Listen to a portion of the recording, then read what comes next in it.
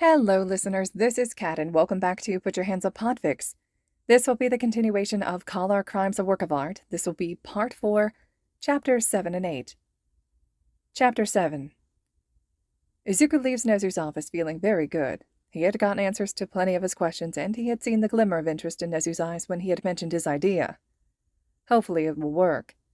But the most exciting thing had been the binder labeled civilian identities on Nezu's desk, which confirmed something Izuku had been thinking about. It's good information to have. Oh, hey, Midoriya. Oh, he's just run into Kirishima and Mina. Hey, guys, he grins. What are you up to? Mina asks. I was asking Nezu a question about the assignment. I didn't understand the rules. Man, you got through the rules already? I haven't even had a chance to work on them yet because of that essay we have. Oh, right. I submitted mine last night. What luck, he says. Perfect. Kirishima hasn't looked at the rules yet. Now's the perfect time. Lucky. Well, we'll see you around, Midoriya, Kirishima says as they head into Mentos' classroom. See you, Izuku says and rushes to the lockers. He knows everyone's codes. He only ever needed to see them once. There it is. He quickly takes the real one and replaced it with the fake he had Hitoshi print for him. Gen Ed had one less class in the day, so they get out early. That done, he slips the real hero binder into his binder. Then walks down the management class's wing. There's one person he's looking for. He pokes his head into the art room. Midnight is at a table cleaning up. Miss Midnight, he squeaks out, and she turns her eyes on him. Hello, Midoriya, she purrs. He long since stopped feeling weird. Once you learn that All Might's whole personality is fake, it's easier to see the front other heroes put up. She's playing into her strengths while trying to succeed in a male-dominated profession, while still trying to maintain her own control. Never mind, he squeaks. Oh, come on, I won't bite, she teases. I was wondering if you could help me. Learn to talk? I mean, speak, like in public, Izuku says. She cocks a head to the side. Typically dealing with the press is covered next year, she says. I don't need to talk to the press. My mom is getting an award and I've been asked to say a quick something, he says. Ooh, ladies love a guy who loves his mother. Pull up a seat, she says, leaning against her desk. Okay, I don't have time today to go through everything, but there's a few tips. Write out what you're going to say, but just the message you want to get across, not the whole line. Because you'll get hung up on the wording and lose confidence, and confidence is key. Know your audience. Speak to them, don't talk at them. If you need to when practicing and making notes, use a code for something. Like to stress something, draw an arrow under the word. To let you know to draw out the word. Use dots to mark pauses and breaths. And practice, she says. Thank you so much, Miss Midnight, he says and rushes out but pauses at the door. And makes like he's going to say something but thinks better of it. Was there anything else? She asks kindly. It's dumb, he says. Try me, kid. Could you show me the basics of applying makeup? He asks, and her face seems to melt. This is her real self. Of course. Come here, kid. Thank you so much, he says and comes over to her. They spend a few minutes showing him how to apply various things. It's not quite what he was hoping for, but it's enough of the basics that the rest he can find online. He leaves with a full face of makeup. His next stop is Recovery Girl.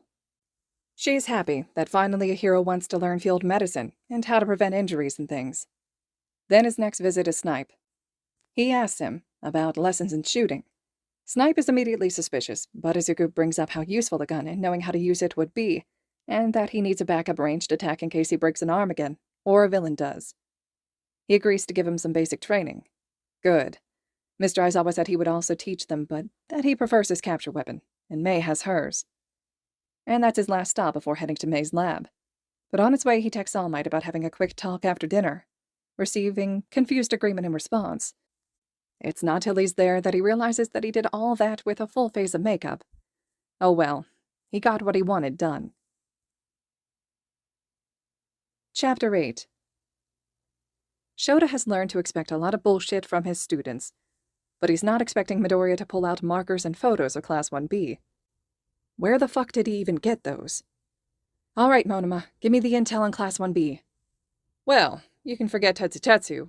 He's so excited about working with Kirishima. Traitor.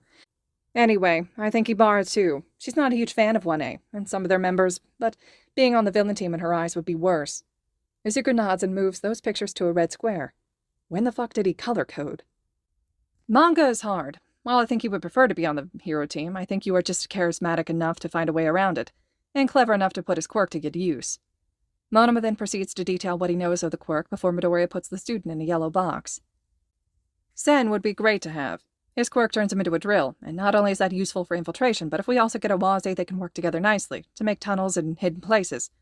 But if not, separating them would work just as well. Since when has Monoma been this interested in quirks? Does Vlad know? Shihai would be good with stealth and escape. If you can get Komori, he's a guarantee because he has a crush on her.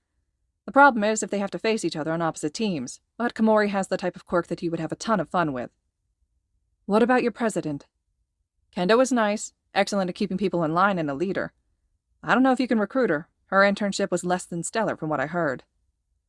I was paired with her. She and I did not learn combat or heroics. We learned how to do commercials and sell things. I'll have that placement removed from future lists, Shota vows. So if I convince her that I can help her make up for that lack, maybe I can recruit her, Midoriya murmurs to himself. I'll see what I can do about maybe letting some info slip about you helping with my quirk, Momo says. Same.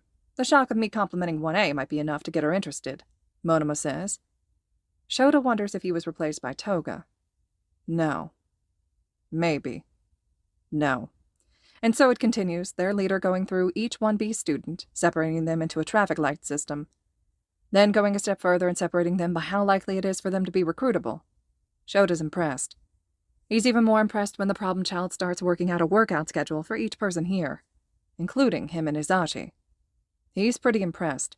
He then tells Shota and Hisashi to keep their recruitment secret. Apparently, he wants the hero team to think he's struggling to find pros to join him.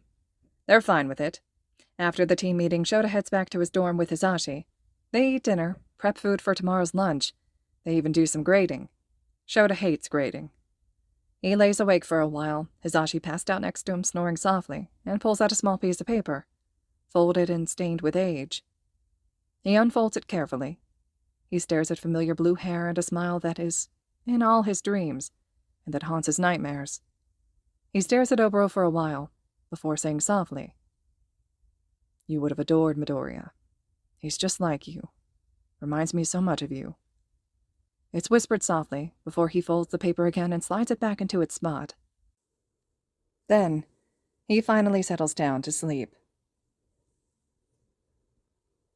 All right, listeners, this concludes Chapter 8 of Call Our Crimes a Work of Art.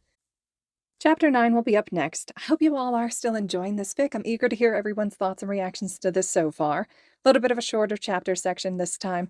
Next one should be a little bit longer. Hope you all are still enjoying, and as always, thank you so much for listening.